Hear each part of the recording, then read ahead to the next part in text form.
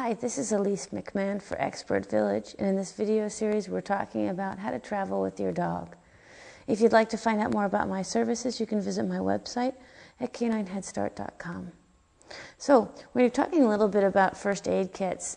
It's a really good idea when you're traveling with your dog to bring a first aid kit, a canine first aid kit with you. A lot of the things that you're going to find in there are in fact very similar to what you would be putting in your very own first aid kit. I've got a couple of items out here. It's always good to have everything together in a bag, some sort of a bag. It doesn't have to be a bag set up specifically for canines, but having stuff together in some sort of bag that you can just grab and go, and then you're not running around the house trying to gather everything at the last minute. So here we're just going to go over a couple of the things. This is oral electrolytes. If you're out hiking with your dog in the summertime and you need to replenish electrolytes, it's always a good idea to have some electrolytes on you. We often carry them around for ourselves. We don't always think about the dogs. Also here we've got an antiseptic anti-itch spray. So again, this would be sort of more summertime travel with your dog.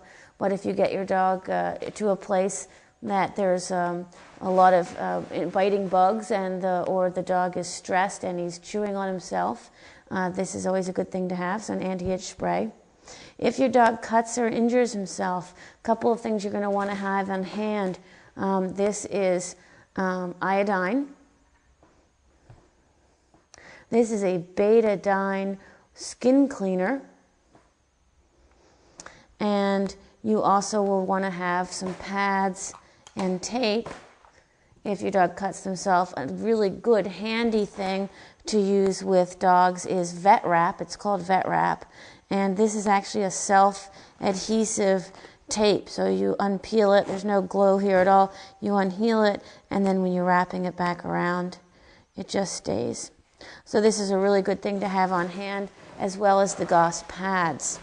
If your dog injures himself on the foot, let's say you're out hiking with your dog or you're walking in the city and he cuts his pad, you might want to have some sort of a soft boot.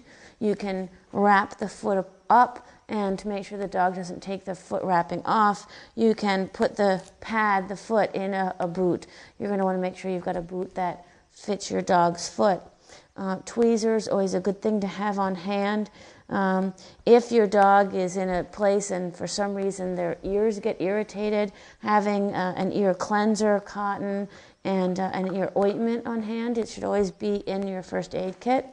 Having a small towel is a good idea to carry in your first aid kit.